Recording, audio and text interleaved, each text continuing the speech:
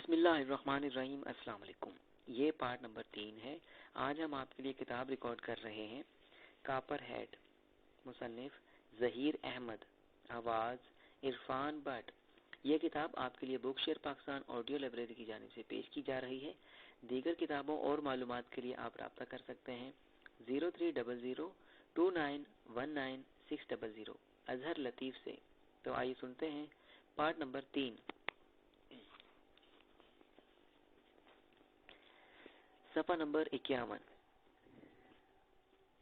عمران نے اسی انداز میں کہا تو عمران کو اپنا خون خشک ہوتا ہوا محسوس ہوا، کیونکہ چیف کے غصیلے لہجے کا عمران پر کچھ اثر نہیں ہوا تھا۔ اس کے چہرے پر بدستور حماقتوں کی آبشار بہہ رہی تھی، اور حماقتوں کی یہ آبشار اس کے لیے بہت بڑا خطرہ بن سکتی تھی، جس میں چیف اسے زندہ ڈبو سکتا تھا۔ تنویر! اچانک چیف کی گرجتی ہوئی آواز سنائی دی۔ یس یس چیف، تنویر نے خوف بھرے لہجے میں کہا، اور بے اختیار اٹھ کر کھڑا ہو گیا۔ اپنی گن نکالو اور عمران کے پاس آؤ، ہری اپ، چیف نے کہا تو تنویر نے بڑے بوکھلائے ہوئے انداز میں جیب سے ریوالور نکال لیا۔ ریوالور لے کر عمران کے پاس جاؤ، چیف نے کہا۔ یس یس چیف، تنویر نے اسی انداز میں کہا اور کرسی ہٹا کر آہستہ آہستہ عمران کی جانب بڑھنے لگا، جو آنکھیں پھاڑے اس کی جانب غور سے دیکھ رہا تھا۔ کیا آپ تنویر کی گن مجھے تحفے میں دینا چاہتے ہیں چیف؟ عمران نے حماقت بھرے لہجے میں کہا۔ اس اثنا میں تنویر عمران کے قریب آ کر کھڑا ہو گیا اور ٹرانسمیٹر کی جانب دیکھنے لگا، جیسے وہ چیف کے اگلے حکم کا منتظر ہو۔ ریوالور عمران کے سر سے لگا دو، چیف نے کہا تو تنویر کے ساتھ وہاں موجود تمام عمران کے چہروں پر خوف کے سائے لہرانے لگے، اور وہ عمران کی جانب ہمدردانہ نظروں سے دیکھنے لگے۔ یس چیف، تنویر نے تھوک نگلتے ہوئے کہا، اور اس نے ریوالور عمران کے سر پر لگا دیا۔ اس میں گولیاں تو نہیں ہیں؟ عمران نے بڑے رازدارانہ لہجے میں پوچھا، اور تنویر اسے تیز نظروں سے گھورنے لگا۔ تمہارا ہنسی مذاق دن بدن بڑھتا جا رہا ہے عمران، اور تم حد سے زیادہ احمقانہ حرکتیں کرنے لگے ہو، اور تم میرے احکامات پر بھی سنجیدگی سے عمل نہیں کرتے۔ میں نے تمہیں کئی بار وارننگ دی تھی، لیکن تم ہر بار میرے احکامات ہوا میں اڑا دیتے ہو۔ تمہاری روز روز کی حماقتیں لے کر میرے صبر کا پیمانہ لبریز ہو چکا ہے۔ اس لیے میں نے فیصلہ کر لیا ہے کہ سیکرٹ سروس سے تمہیں ہمیشہ کے لیے رخصت کر دیا جائے، چیف نے انتہائی کرخت لہجے میں کہا۔ لیکن چیف، میں نے ایسا کیا کیا ہے کہ آپ مجھے بے موت مار رہے ہیں، اور وہ بھی میرے رقیب روح سفید کے ہاتھوں؟ عمران نے منمناتے ہوئے کہا۔ میں نے تمہیں عمران کے ساتھ بیٹھنے کی اجازت اس لیے دی تھی کہ تم بھی ان کے ساتھ مشن کی تفصیلات جان سکو، لیکن تم نے یہاں بھی حماقت نہیں چھوڑی، اور کرسی پر بیٹھے بیٹھے یوں سو رہے تھے جیسے تم میٹنگ روم میں نہیں بلکہ اپنے بیڈ روم میں ہو۔ میں ان ڈسپلن کے سخت خلاف ہوں، اور جو بھی ڈسپلن کے خلاف کام کرتا ہے میں اسے سخت سزا دیتا ہوں، چیف نے کہا۔ سزا دینا الگ بات ہے اور ہلاک کرنا دوسری۔ اگر آپ نے مجھے سزا ہی دینی ہے تو پھر ایسی سزا دیں جو اسکول میں بچوں کو دی جاتی ہے، جیسے مرغا بنا کر کان پکڑانا، ڈنڈے لگانا اور 100 بار اٹھک بیٹھک کرنا۔ عمران نے کہا۔ یو شٹ اپ نونسنس، میری دی ہوئی سزا موت ہوتی ہے، صرف موت، چیف نے گھرا کر کہا۔ یس چیف، اگر آپ نے مجھے موت کی ہی سزا دینی ہے تو پھر براہ کرم مجھے تنویر کی بجائے جولیا کے ہاتھوں گولیاں مارنے کے احکامات دیں۔ تنویر کے ہاتھوں مر کر میری روح کو سکون نہیں ملے گا، جبکہ جولیا کے ہاتھوں اگر میں مر بھی گیا تو میں سیدھا جنت میں جاؤں گا، جہاں مجھے جولیا نہ صحیح حوریں تو مل ہی جائیں گی۔ عمران بھلا کہاں آسانی سے باز آنے والا تھا۔ ٹھیک ہے، میں نے تمہاری موت کا فیصلہ کر لیا ہے، اب تم تنویر کے ہاتھوں مرو یا پھر جولیا کے ہاتھوں، مجھے اس سے کوئی فرق نہیں پڑتا۔ جولیا، چیف نے پھر عمران اور پھر جولیا سے مخاطب ہو کر کہا۔ یس چیف، جولیا نے ہکلا کر کہا۔ تنویر سے ریوالور لو اور عمران کو ہلاک کر دو، ابھی، چیف نے کہا، اور چیف کی صفاقی سے بھرا لہجہ سن کر نہ صرف جولیا بلکہ اس کے ساتھیوں کے رنگ بھی سفید پڑ گئے۔ لیکن چیف، جولیا نے اسے ہکلاتی ہوئی آواز میں کہا۔ لیکن کچھ نہیں، میں جو حکم دے رہا ہوں اس پر عمل کرو۔ میرے حکم پر عمل نہ کرنے پر تم بھی اسی سزا کی مستحق بن جاؤ گی، چیف نے کہا تو جولیا کا جسم کپ کپا کر رہ گیا۔ یس چیف، جولیا نے کہا، اور پھر وہ مردہ قدموں سے چلتی ہوئی عمران کے نزدیک آ گئی۔ اسے نزدیک آتے دیکھ کر تنویر نے خاموشی سے اپنا ریوالور اسے دے دیا۔ جولیا نے کانپتے ہاتھوں سے تنویر سے ریوالور لے لیا۔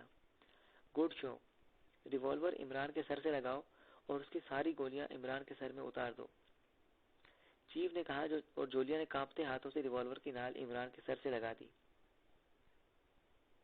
جولیا کو اس طرح ریوالور کی نال عمران کے سر سے لگاتے دیکھ کر عمران کے رنگ سفید ہوتے جا رہے تھے، جبکہ عمران نے جولیا کو اپنے سر سے ریوالور لگاتے دیکھ کر مسکراتے ہوئے آنکھیں بند کر لی تھی۔ چیف، کیا آپ مجھے معاف نہیں کر سکتے؟ چیف، کیا آپ اسے معاف نہیں کر سکتے؟ جولیا نے ڈرتے ڈرتے کہا۔ نہیں، عمران کی احمقانہ حرکتیں اب میرے لیے ناقابل برداشت ہو گئی ہیں، اسے معاف کر بھی دیا جائے تو یہ اپنی حرکتیں نہیں چھوڑے گا، چیف نے کہا۔ میں اس کی عادتیں بدلنے کی کوشش کروں گی چیف، ایک بار، صرف ایک بار میرے کہنے پر آپ اس کی جان بخش دیں۔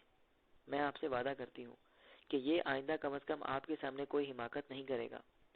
جولیا نے چیف کے لہجے میں لچک دیکھ کر فوراً اس کا فائدہ اٹھاتے ہوئے کہا، رہنے دو جولیا، میرے لیے تم چیف کی منت سماجت مت کرو۔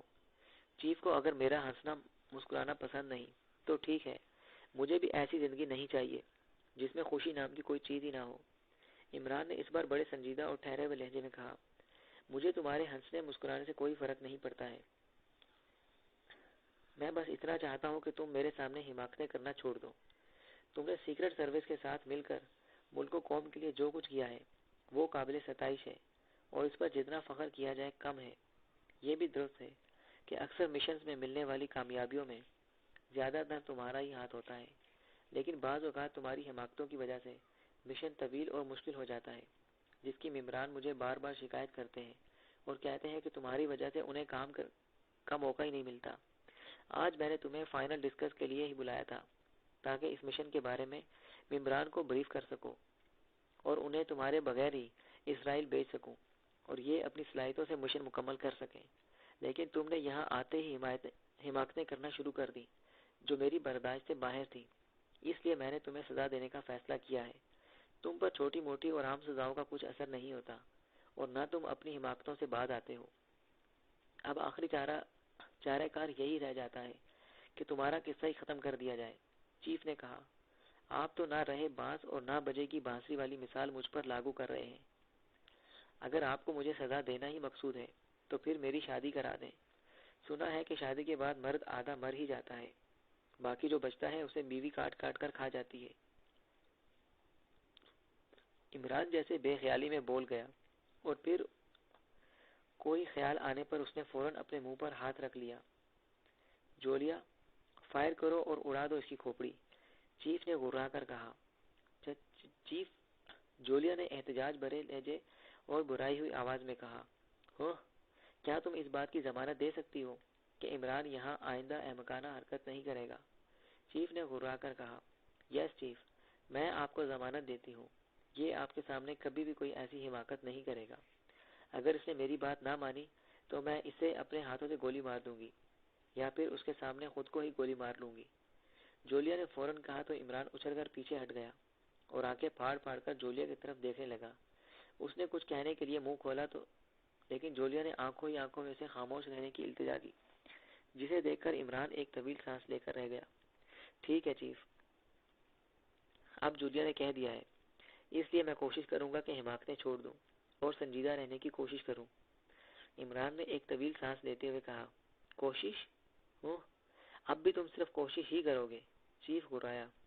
یس چیف، کوئی اچھا کام کرنے کی اگر کوشش کی جائے تو وہ کوشش کامیاب ہو جاتی ہے، اور عمران کی کوشش نے گردان کرتے ہوئے کہا، اور پھر بولتے بولتے خاموش ہو گیا، جیسے وہ زیادہ ہی بول گیا ہو۔ ٹھیک ہے، دیکھتا ہوں تمہاری یہ کوشش کب تک کامیاب ہوتی ہے۔ بہرحال اس بار چونکہ جولیا نے تمہاری ضمانت دی ہے اس لیے میں تمہیں معاف کر رہا ہوں، لیکن پھر تم نے اگر کوئی حماقت کی تو پھر میں تمہیں گولی مارنے کا کسی اور کو آرڈر دے دوں گا۔ گولی اچانک چلے گی اور تمہیں پتہ بھی نہیں چلے گا کہ گولی کہاں سے چلی تھی اور تمہارے سر میں گھس گئی تھی، چیف نے کہا تو جولیا سمیت سب ممبران ان کے چہروں پر سکون آ گیا۔ یس چیف، عمران نے انتہائی سنجیدگی سے کہا۔ اب بیٹھ جاؤ، چیف نے کہا۔ یس چیف، عمران نے کسی فرمانبردار بچے کی طرح کہا اور اپنی کرسی پر بیٹھ گیا۔ جولیا بھی واپسی پر اپنی کرسی پر آ کر بیٹھ گئی۔ اس نے ریوالور صفدر کو دیا اور اس کے ساتھ والی کرسی پر بیٹھا ہوا تھا۔ صفدر نے اس سے ریوالور لے کر واپس تنویر کو دے دیا اور تنویر نے اس سے ریوالور لے کر اپنی جیب میں رکھ لیا۔ میں نے آپ سب کو بریفنگ دے دی ہے، اب آپ سب فیصلہ کر لیں کہ اس مشن میں آپ اپنے ساتھ عمران کو لے جانا چاہتے ہیں یا نہیں۔ میں جولیا کو اس بات کا رویہ اختیار دیتا ہوں کہ وہ عمران کو اپنے ساتھ مشن پر شامل نہ کرنا چاہے تو اس پر عمران سمیت کسی کو کوئی اعتراض نہیں ہونا چاہیے۔ میٹنگ از اوور، چیف نے کہا اور ساتھ ہی ٹرانسمیٹر آف ہو گیا اور وہ سب جولیا کی طرف دیکھنا شروع ہو گئے جیسے وہ اس بات کے منتظر ہوں کہ اب جولیا اس بارے میں کیا فیصلہ سناتی ہے کہ اس مشن میں عمران ان کے ساتھ ہوگا یا نہیں۔ جولیا کے چہرے پر شدید تذبذب کے تاثرات تھے، جیسے وہ فیصلہ نہ کر پا رہی ہو کہ اس مشن میں عمران کو شامل کیا جائے یا نہ کیا جائے۔ تیز سیٹی کی آواز سن کر میز کے پیچھے بیٹھا ہوا گنجے سر والا کرنل ڈراس چونک پڑا۔ وہ دفتری کاموں میں مصروف تھا۔ اس نے ہاتھوں میں پکڑی ہوئی فائل ایک طرف رکھی اور اپنی میز کے نچلی دراز کی طرف ہاتھ بڑھایا۔ سیٹی کی آواز اسی دراز سے آ رہی تھی۔ اس نے دروازہ کھولا تو سیٹی کی آواز تیز ہو گئی۔ دراز میں جدید ساخت کا ایک ٹرانسمیٹر موجود تھا۔ اس نے فوراً ٹرانسمیٹر دراز سے نکال لیا۔ ٹرانسمیٹر پر سرخ رنگ کا ایک بلب سپارک کر رہا تھا۔ کرنل ڈراس نے ایک بٹن پریس کیا تو سیٹی کی آواز بند ہو گئی اور جلتا بجھتا بلب بھی بند ہو گیا۔ Hello hello, agent 4 calling, hello, over. Button کے پریس ہوتے ہی دوسری طرف سے ایک مؤدبانہ آواز سنائی دی، yes chief attending you, over. Colonel ڈراس نے ایک بٹن پریس کرتے ہوئے انتہائی گھراہٹ بھرے لہجے میں کہا، کرونیا سے ماتر بول رہا ہوں چیف، اوور۔ دوسری طرف سے ایک مؤدبانہ آواز سنائی دی تو کرنل ڈراس بے اختیار چونک پڑا، یس ماتر، بولو، کیوں کال کی ہے، اوور۔ کرنل ڈراس نے اسی انداز میں کہا، چیف مجھے آپ کو پاک ایشیائی ایجنٹوں کے بارے میں رپورٹ دینی ہے، اوور۔ ماتر نے جواب دیا تو کرنل ڈراس پاک ایشیائی ایجنٹوں کا سن کر بری طرح سے چونک پڑا۔ پاک ایشیائی ایجنٹ؟ کون سے پاک ایشیائی ایجنٹ؟ اور کیا رپورٹ دینی ہے تمہیں ان کے بارے میں، اوور۔ کرنل ڈراس نے اسی انداز میں کہا، میں پاک ایشیا سیکرٹ سروس اور ان کے ساتھ کام کرنے والے علی عمران کا کہہ رہا ہوں چیف، اوور۔ ماتر نے جواب دیا تو پاک ایشیا سیکرٹ سروس اور علی عمران کا سن کر کرنل ڈراس بری طرح سے اچھل پڑا۔ پاک Asia secret service, Ali Imran, ان کے بارے میں تم کرونیا سے کیا رپورٹ دینا چاہتے ہو، اوور۔ کرنل ڈراس نے حیرت بھرے لہجے میں کہا، عمران اپنے ساتھیوں کے ساتھ کرونیا میں موجود ہے چیف، اوور۔ ماتر نے کہا تو کرنل ڈراس کے چہرے پر انتہائی حیرت کے تاثرات ابھرے۔ کیا مطلب؟ عمران اور اس کے ساتھی کرونیا میں کیا کر رہے ہیں؟ اور اگر وہ کرونیا میں موجود ہیں تو تم مجھے ان کے بارے میں کیوں بتا رہے ہو، اوور۔ کرنل ڈراس نے کہا، اس کے لہجے میں بدسور حیرت کا عنصر تھا، میرے پاس اطلاعات ہیں کہ عمران اور اس کے ساتھی کرونیا ہیں، کرونیا سے اسرائیل جانے کا پروگرام بنا رہے ہیں، اوور۔ ماتر نے جواب دیتے ہوئے کہا، کیا عمران اور اس کے ساتھی کرونیا سے اسرائیل آ رہے ہیں؟ لیکن کرونیا سے اسرائیل آنے کے لیے تو عمران اور اس کے ساتھیوں کو طویل راستہ اختیار کرنا پڑے گا۔ اس نے اتنی دور سے ہی اسرائیل آنے کا کیوں سوچا ہے؟ اور تمہیں یہ سب کچھ کیسے پتا چلا کہ عمران اور اس کے ساتھی کرونیا سے اسرائیل آ رہے ہیں؟ کیا وہ ابھی کرونیا میں موجود ہیں، اوور۔ کرنل ڈراس نے حیرت بھرے انداز میں مسلسل بولتے ہوئے کہا، چیف کرونیا وہ واحد ملک ہے جس کے اسرائیل سے گہرے روابط ہیں، چونکہ اسرائیل کرونیا سے اور کرونیا اسرائیل سے کھل کر تجارت کرتا ہے اور کرونیا سے ہی اسرائیل کو خام تیل مہیا کیا جاتا ہے۔ اس لیے عمران اور اس کے ساتھیوں کے اسرائیل آنے کے لیے اس سے بہتر سپاٹ اور کوئی ہو ہی نہیں سکتا۔ وہ اور اس کے ساتھی سامان سے لدے جہازوں یا پھر تیل بردار جہازوں میں سوار ہو کر آسانی سے اسرائیل پہنچ سکتے ہیں۔ رہی بات مجھے یہ سب کیسے معلوم ہوا، تو کرونیا میں کام کرتے ہوئے مجھے طویل عرصہ ہو چکا ہے۔ میں یہاں انڈر ورلڈ کے ساتھ ہر شعبے پر خصوصی نظر رکھتا ہوں، خاص طور پر کرونیا کے شپنگ جیسے شعبے پر میری ہر وقت نظر رہتی ہے، تاکہ میں اس بات کا تدارک کر سکوں کہ کرونیا سے اسرائیل جانے والے مال اور تیل بردار جہازوں میں کوئی ایسا سامان یا کوئی ایسی شخصیت نہ شامل ہو جائے جو اسرائیل کے لیے نقصان کا باعث بنتی ہو۔ کرونیا کی ایک شپنگ کمپنی سی رائڈر ہے جس کے بحری جہاز زیادہ تر اسرائیل کے لیے سامان اور تیل کی ترسیل کرتے ہیں۔ اس شپنگ کمپنی کے مالک کا نام کریگ ہے۔ میرے علم میں آیا تھا کہ وہ سامان سے لدے ہوئے جہازوں میں فلسطین اور خاص طور پر غزہ کی پٹی پر موجود فلسطینیوں کی بھی بے حد مدد کرتا ہے اور ان کے لیے خفیہ طور پر نہ صرف سامان بیچتا رہتا ہے بلکہ اس کے ذریعے بہت سے مسلم رپورٹر خفیہ طور پر فلسطین میں جا کر وہاں سے خبریں حاصل کرتے ہیں، جنہیں دنیا بھر کے میڈیا کے ذریعے اسرائیل کے خلاف پروپیگنڈے کے طور پر استعمال کیا جاتا ہے۔ میرے پاس کریگ کے بارے میں چونکہ حتمی ثبوت نہیں تھا، اس لیے میں اس پر نظر رکھے ہوئے تھا اور اس کے بارے میں چھان بین کر رہا تھا۔ میں نے اس کی نگرانی کے لیے اس کے ارد گرد اپنے آدمی بھی چھوڑ رکھے ہیں اور وہ اس کی سائنسی آلات سے بھی نگرانی کرتا رہتا ہوں۔ میں نے اپنے ساتھیوں کی مدد سے کریگ کے ایک خفیہ دفتر سے ایسی سائنسی آلات لگوا دیے تھے جن سے میں کریگ کی تمام ایکٹیویٹیز پر نظر رکھ سکتا تھا۔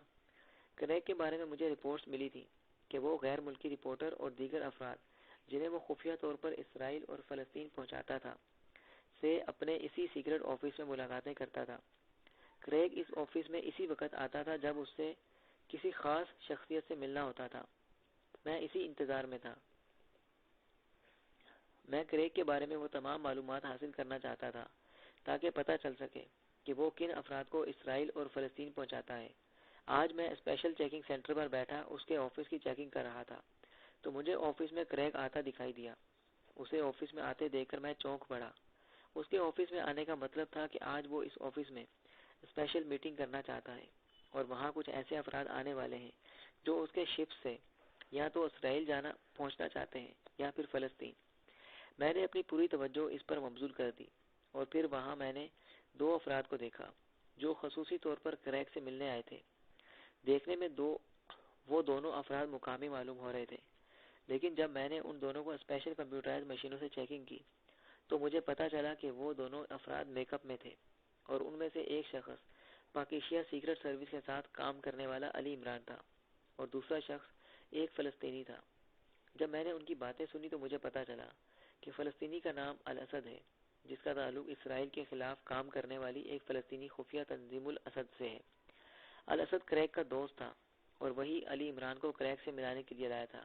اوور۔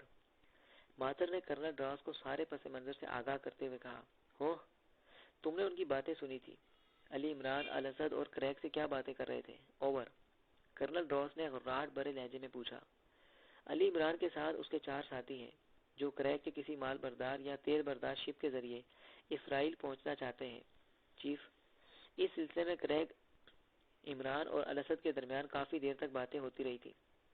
کریگ نے الاسد سے ڈیل کی ہے کہ اسے اگر مخصوص معاوضہ ادا کر دیا جائے تو وہ اسے اور اس کے ساتھ جتنے بھی افراد ہوں گے انہیں خفیہ طور پر اسرائیل پہنچا دے گا۔ اوور۔ ماتر نے کہا، ہو، تو عمران اور اس کے ساتھی کریگ کے جہازوں کے ذریعے اسرائیل پہنچنے کا سوچ رہے ہیں۔ اوور۔ کرنل ڈراس نے غراتے ہوئے کہا، یس چیف۔ کریگ کے چند مال بردار اور تیل بردار جہاز کرونیا سے اسرائیل جانے کے لیے روانہ ہونے والے ہیں۔ ان میں سے کسی ایک جہاز میں عمران اور اس کے ساتھی اسرائیل پہنچیں گے۔ ان کے ساتھ الاسد بھی ہوگا۔ اوور۔ ماتر نے کہا، کیا تم پتہ لگا سکتے ہو کہ عمران اور اس کے ساتھی اور الاسد کن حلیوں میں اور کریگ کے کس شپ میں سوار ہوں گے اور وہ شپ کرونیا سے اسرائیل کے لیے کب نکلے گا؟ اوور۔ کرنل ڈراس نے کہا، یس چیف۔ میں نے چونکہ ان کی تمام باتیں سنی اور ریکارڈ کی تھی، اس لیے مجھے معلوم ہے کہ وہ کس شپ میں اسرائیل جائیں گے۔ کریگ نے انہیں سی شارک میں اسرائیل بھیجنے کا معاہدہ کیا ہے اور وہ سب سی شارک میں شپ کے عملے کے روپ میں ہوں گے۔ اوور۔ ماتر نے کہا، ان کی تعداد کتنی ہے؟ عمران سمیت ان کے ساتھیوں کی تعداد، اور کیا الاسد بھی اپنے ساتھی ساتھ لا رہا ہے؟ اوور۔ کرنل ڈراس نے پوچھا، نو باس۔ کریگ سے ان کے 6 افراد کو اسرائیل پہنچانے کا معاہدہ ہوا ہے۔ 5 عمران اور اس کے ساتھی اور 1 الاسد ہوگا۔ اوور۔ ماتر نے کہا، ہو، اس شپ میں اسرائیل کے لیے کون سا سامان لایا جا رہا ہے؟ اوور۔ کرنل ڈراس نے پوچھا، اس شپ میں کرونیا کی ڈبل ہارس مارکا شراب موجود ہوگی، چیف، جو کرونیا کی ایک کمپنی خصوصی طور پر اسرائیل کے لیے تیار کرتی ہے، اور اس برانڈ کی شراب کی اسرائیل میں بے حد مانگ ہے۔ شپ اس برانڈ کی شراب کی 2 لاکھ بوتلوں سے بھرا ہوا ہے۔ اوور۔ ماتر نے جواب دیا، گڈ۔ اب یہ بتاؤ کہ شپ شراب کی بوتلیں لے کر کرونیا سے کب روانہ ہوگا؟ اوور۔ کرنل ڈراس نے پوچھا، میں نے اس سلسلے میں بھی معلومات حاصل کی ہیں، چیف۔ شپ میں لوڈنگ کر دی گئی ہے۔ شپ آج رات کسی بھی وقت اسرائیل کے لیے روانہ ہو سکتا ہے۔ اوور۔ ماتر نے جواب دیا، ہو، تو عمران اور اس کے ساتھی آج رات ہی اس جہاز میں اسرائیل آنے کے لیے سوار ہوں گے۔ اوور۔ کرنل ڈراس نے کہا، یس چیف۔ کریگ نے بھی انہیں شپ پوائنٹ پر آج رات پہنچنے کی ہدایت دی تھی۔ اوور، ماتھور نے کہا۔ ٹھیک ہے، تم مجھے اس جہاز کے بارے میں تمام معلومات فراہم کر دو، میں فوری طور پر ایکشن لیتا ہوں۔ ہم راستے میں ہی اس شپ کو بلاسٹ کر دیں گے۔ عمران اور اس کے ساتھی جس روپ میں بھی ہوں گے، انہیں ہر حال میں اس شپ کے ساتھ سمندر برد کر دیا جائے گا۔ وہ کسی بھی حال میں اسرائیل نہیں پہنچ سکیں گے۔ اوور، کرنل ڈراس نے کہا۔ یس چیف، میں آپ کو اس شپ کی نئی تصویر کے ساتھ روڈ میں بھی بھیج دیتا ہوں۔ اوور، ماتھور نے کہا۔ اوکے، یہ کام جتنی جلدی ممکن ہو کرو۔ میں اسپیشل فورس کو کال کر کے سمندر میں بھیج دیتا ہوں تاکہ وہ دیکھتے ہی سی شارک کو تباہ کر دیں۔ اوور، کرنل ڈراس نے کہا۔ میں 1 گھنٹے تک آپ کو تمام معلومات فراہم کر دوں گا۔ چیف اور کریگ کے لیے کیا حکم ہے؟ اوور، ماتھور نے کہا۔ فی الحال اسے چھوڑ دو، اس کی تم اسی طرح سے نگرانی کرتے رہو۔ جب بھی وہ سیکرٹ آفس میں کسی سے ڈیلنگ کرے، اس کے خلاف کارروائی کرتے رہنا۔ کریگ کی وجہ سے ہو سکتا ہے کہ ہمارے ہاتھ فلسطین کے وہ لیڈر بھی لگ جائیں جو اسرائیل کے مفادات کو نقصان پہنچانے کی کوشش کرتے رہتے ہیں۔ اوور، کرنل ڈراس نے کہا۔ یس چیف، جیسا آپ کا حکم۔ اوور، ماتھور نے کہا تو کرنل ڈراس نے اس سے چند مزید باتیں کی اور پھر اس نے اوور ہیڈ آل کہہ کر رابطہ ختم کر دیا۔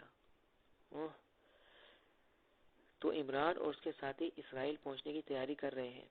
انہیں شاید آئی میموری کارڈ سے ایم کے میزائلوں کے بارے میں معلومات مل گئی ہیں اور وہ ان میزائلوں کی لیبارٹری تباہ کرنے کے لیے آ رہے ہیں۔ کرنل ڈراس نے گھبراہٹ بھرے لہجے میں کہا، جو بھی ہو، اس بار میں عمران اور اس کے ساتھیوں کو اسرائیل داخل ہونے کا موقع نہیں دوں گا۔ اس بار ان کا ٹکراؤ اسرائیل کی سب سے بڑی اور طاقتور ایجنسی کاپر ہیڈ سے ہے اور کاپر ہیڈ کے ہاتھوں ان کی موت طے ہے۔ ہر صورت میں، کرنل ڈراس نے گھبراہٹ بھرے لہجے میں کہا۔ چند لمحے وہ سوچتا رہا، پھر اس نے میز پر پڑے ہوئے فون کا ریسیور اٹھایا اور نمبر پریس کرنے لگا۔ یس، لیڈی فونڈا اسپیکنگ۔ رابطہ ملتے ہی دوسری طرف سے ایک عورت کی انتہائی تیز اور چیختی ہوئی آواز سنائی دی۔ کرنل ڈراس اسپیکنگ۔ کرنل ڈراس نے کرخت لہجے میں کہا۔ اوہ چیف، آپ؟ حکم۔ کرنل ڈراس اس کی آواز سن کر لیڈی فونڈا کی یکلخت آواز مؤدب ہو کر کہا۔ اس کی آواز میں بدستور کسی خونخوار بھیڑیے کی سی کاٹ تھی۔ فوراً میرے آفس آؤ، میں تمہارے ذمے ایک اہم کام لگانا چاہتا ہوں۔ کرنل ڈراس نے اسی انداز میں کہا۔ یس چیف، میں 10 منٹ تک آپ کے آفس میں پہنچ جاؤں گی، لیڈی فونڈا نے جواب دیا اور کرنل ڈراس نے ریسیور کریڈر پر رکھ دیا۔ 10 منٹ کے بعد آفس کا دروازہ کھلا اور ایک حسین و جمیل لڑکی اندر داخل ہوئی۔ اس لڑکی نے نیلے رنگ کی جینز پہن رکھی تھی۔ اس کے سر کے بال گھنے سیاہ تھے جو اس نے کاندھوں تک تراش رکھے تھے۔ لڑکی کی آنکھیں نیلی تھیں جن میں ذہانت کے ساتھ ساتھ انتہائی صفاقی اور سرد موری بھی دکھائی دے رہی تھی۔ کرنل ڈراس چونکہ گہرے خیالوں میں کھویا ہوا تھا، اس لیے وہ اس لڑکی کو اندر آتے نہیں دیکھ سکا تھا۔ یہ لیڈی فونڈا تھی جو کرنل ڈراس کی چیف اسسٹنٹ یعنی نمبر 2 تھی اور کاپر ہیڈ کی تمام فورس کا چارج اسی کے پاس تھا۔ شکل و صورت سے تو لیڈی فونڈا انتہائی معصوم اور سیدھی سادی دکھائی دیتی تھی، لیکن در حقیقت وہ بے-رحمی، صفاقی اور بربریت میں کسی خونخوار شیرنی سے کم نہیں تھی۔ بڑے بڑے جرائم پیشہ افراد اس کا نام سنتے ہی لرز جاتے تھے۔ لیڈی فونڈا کی عادت تھی کہ وہ ایک بار جس کے خلاف اٹھ کھڑی ہوتی تھی، اسے اس کے انجام تک پہنچائے بغیر چین نہیں لیتی تھی، اور اس کا ٹارگٹ کہیں بھی چھپ جائے وہ اسے ڈھونڈ لیتی تھی۔ ماسٹر فائٹر ہونے کے ساتھ ساتھ لیڈی فونڈا حسن کی دیوی کے نام سے بھی مشہور تھی، لیکن وہ حسن کی ایسی دیوی تھی جسے چھونے والا فوراً ہی جل کر بھسم ہو جاتا تھا۔ لیڈی فونڈا انتہائی سخت گیر، غسیلی اور زہریلی زبان رکھنے والی لڑکی تھی جو سوائے چیف کے کسی کی نہیں سنتی تھی، اور جو بھی اس کے حکم کے خلاف کام کرتا تھا، لیڈی فونڈا سزا کے طور پر اسے اپنے ہاتھوں سے گولی مار دیتی تھی۔ اس کا لہجہ صرف کرنل ڈراس کے سامنے ہی نرم پڑتا تھا۔ میں آ گئی ہوں چیف، لڑکی نے کرنل ڈراس کی طرف دیکھتے ہوئے کہا، تو کرنل ڈراس چونک کر اس کی طرف دیکھنا شروع ہو گیا۔ اوہ لیڈی فونڈا، تم کب آئی؟ کرنل ڈراس نے چونکتے ہوئے کہا۔ ابھی آئی ہوں چیف، آپ شاید گہرے خیالوں میں کھوئے ہوئے تھے۔ لیڈی فونڈا نے اس کی جانب حیرت بھری نظروں سے دیکھتے ہوئے کہا، ہاں بہرحال آؤ بیٹھو، کرنل ڈراس نے سیدھے ہوتے ہوئے کہا، اور لیڈی فونڈا بڑے اطمینان بھرے انداز میں اس کے سامنے کرسی پر بیٹھ گئی۔ علی عمران کو جانتی ہو؟ کرنل راس نے غور سے لیڈی فونڈا کی جانب دیکھتے ہوئے پوچھا۔ علی عمران؟ کون علی عمران؟ لیڈی فونڈا نے حیرت بھرے لہجے میں کہا، جیسے اس نے یہ نام پہلی بار سنا ہو۔ میں پاکیشیا سیکرٹ سروس کے لیے کام کرنے والے علی عمران کی بات کر رہا ہوں۔ کرنل راس نے منہ بنا کر کہا، اوہ یس چیف، اس کے بارے میں سنا تو بہت کچھ ہے، لیکن میرا کبھی اس سے سامنا نہیں ہوا۔ لیڈی فونڈا نے فوراً کہا، کیا سنا ہے اس کے بارے میں؟ کرنل راس نے اسی انداز میں پوچھا، یہی کہ وہ ایک مسخرہ سا نوجوان ہے جو فری لانسر کے طور پر پاکیشیا سیکرٹ سروس کے لیے کام کرتا ہے اور خود کو دنیا کا انتہائی ذہین ایجنٹ سمجھتا ہے۔ لیڈی فونڈا نے کہا، اس کا انداز ایسا تھا جیسے وہ سنی سنائی باتیں کر رہی ہو۔ تم شاید سنی سنائی باتیں کر رہی ہو لیڈی فونڈا۔ تم نے شاید عمران اور پاکیشیا سیکرٹ سروس کا نام ہی سنا ہے۔ ان کے کارناموں کی تفصیل سنو گی تو تم دنگ رہ جاؤ گی۔ کرنل راس نے کہا تو لیڈی فونڈا کے چہرے پر حیرت کے تاثرات ابھر آئے۔ علی عمران اور پاکیشیا سیکرٹ سروس کے کارنامے، یہ آپ کہہ رہے ہیں چیف؟ لیڈی فونڈا نے حیرت بھرے لہجے میں کہا، جیسے علی عمران اور پاکیشیا سیکرٹ سروس کے لیے تعریفی الفاظ کرنل راس کے منہ سے سن کر اسے واقعی حیرت ہو رہی ہو۔ ہاں، پاکیشیا سیکرٹ سروس، جسے دنیا کی ناقابل تسخیر سروس سمجھا جاتا ہے، ان کا ریکارڈ صرف کامیابیوں سے بھرا ہوا ہے۔